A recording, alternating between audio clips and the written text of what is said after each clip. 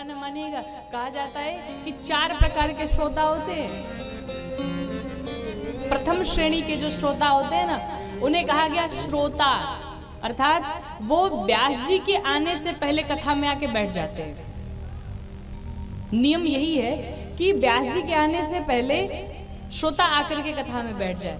तो प्रथम श्रेणी वाले पहले ही कथा में आके बैठ जाते हैं और कथा विश्राम के बाद जब आरती होती है, प्रसाद बट जाता है, प्रसाद लेके अपने घर को प्रस्थान करते। तो ये पहले वाले श्रोता है, प्रथम श्रेणी के श्रोता।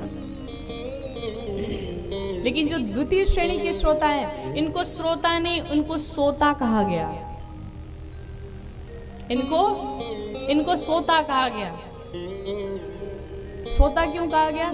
ये भी टाइम से बिल्कुल कथा में आ जाते हैं, लेकिन कथा में आने के बाद ये जो खंबे लगे ना बीच बीच में, लोग सोचते कहीं खंबा मिल जाए तो बढ़िया टेक मिल जाए, और बढ़िया जब टेक मिल जाए तो महाराज बढ़िया खूब जो आनंद आता है सोने में, क्या 3 घंटे आदमी आनंद से सोता है। कई बार लोग आते हैं, कहते हैं कथा में महाराज कथा में ऐसी नींद आती कि ऐसी नींद तो नींद की टेबलेट खाने के बाद भी नहीं आती है, ऐसी नींद आती। और माताओं का तो और भी बढ़िया है, बढ़िया घूंघट लगाया और घूंघट में 3 घंटे सो लिया, कोई देखा भी नहीं, सब जान रहे मैया तो कथा सुन रही है, खूब आनंद में। और तीसरी श्रेणी के जो हैं, इनको ना श्रोता कहा गया ना सोता गया, इनको सरौता कहा गया।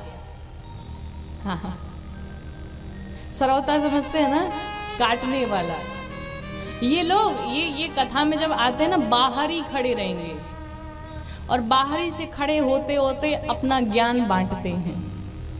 और क्या ज्ञान बांटेंगे? अरे पंकज जी ने क्या कथा कराई, इससे बड़ी कथा तो हम ही करा देते। टेंट अच्छा नहीं है, पांडाल अच्छा नहीं है, व्यासपीठ अच्छा नहीं है, और कुछ लोग तो ये भी कहते हैं व्यास जी नहीं अच्छे हैं, कथा ही नहीं अच्छी हो रही है। उनका यही काटना छाटना, देखना इससे बड़ी हम कथा कराएंगे, इससे अच्छी व्यवस्था हम कराएंगे, और करना धरना कुछ नहीं है, लेकिन ज्ञान बांट के जरूर जाएंगे। तो इनका नाम है सरौता, एक काटने का काम करते हैं। और चौथा वाला बताएं कि नहीं बताएं, हमको संदेह हो रहा है, बताएं कौन कौन चाहता है कि चौथा वाला भी बता दे? हाथ उठा दो। पीछे से हाथ नहीं उठ रहा है, और जब तक पीछे वाले नहीं उठाएंगे तब तक हम नहीं बताएंगे। अब पीछे से भी अनुमति मिल गई। नहीं, हम इसलिए हर जगह पूछ लेते हैं क्योंकि अभी हमको 6 दिन यहाँ रहना है, तो फिर बाद में न जाने क्या हो बताने के बाद।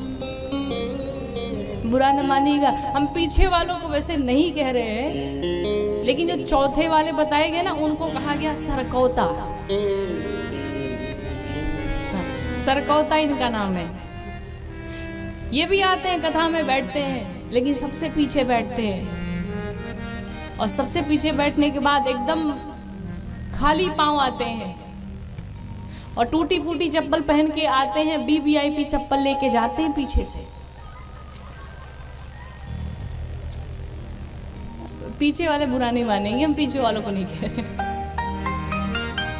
नहीं, हमारे कहने का तक वो पीछे ही ज्यादा रहते हैं।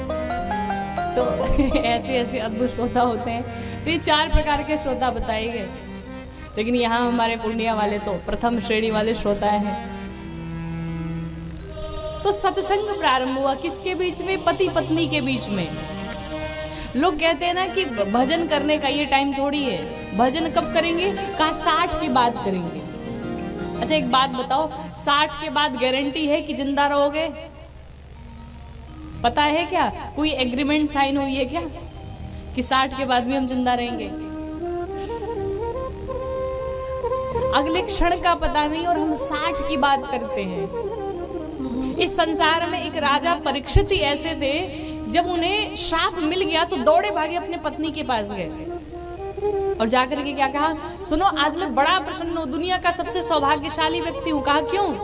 कहा आज तक दुनिया में किसी को ये नहीं पता चला, कोई कितना भी त्रिकालदर्शी हो, लेकिन आज तक किसी को ये नहीं पता चला कि कौन कब मरेगा, किसी को नहीं पता। एक अनुमानित आयु ज्योतिष के अनुसार आदमी बता दे तो ठीक है, आप इस आयु में लगभग जा सकते हैं, लेकिन एक्यूरेट कोई नहीं बता सकता। लेकिन परीक्षित जी कहते मुझे पता है कि मैं आज के 7वें दिन बाद मर जाऊंगा। 7 दिन के पहले मुझे माई का कोई लाल नहीं जो मुझे हटा दे यहाँ से। और राजा परीक्षित के बाद किसी को नहीं पता चला कि कौन कब मरेगा। और हम बात करते हैं 60 की। और लोगों को भजन करने के लिए कहो ना, बच्चे अगर भजन करने लग जाएं तो लोग कहते रहे अभी कहीं साधु ना बन जाए, कहीं बाबा ना बन जाए। अरे बाबा बनना इतना आसान है क्या? कई जन्मों के पुण्य जब होते हैं तब जाकर के कोई भगवान का भक्त बन पाता है, कोई संत बन पाता है। लेकिन लोगों की बड़ी समस्या है, माताओं को सब पसंद है लेकिन बच्चा हमारा बाबा न बने। चोर बन जाए वो पसंद है लेकिन बाबा न बने। और बच्चों को तो बचपन से ही धमकाया जाता है। माताएं जब बच्चों को दूध पिलाती हैं और बच्चे दूध अगर नहीं पीते हैं तो माताएं क्या कहती हैं, अरे बेटा जल्दी दूध पी ले वरना बाबा आके पकड़ के ले जाएगा। पहले से डराया जाता है बाबाओं से। बड़ी अद्भुत स्थिति। और तो और महाराज लोग बड़े ढीठ हैं।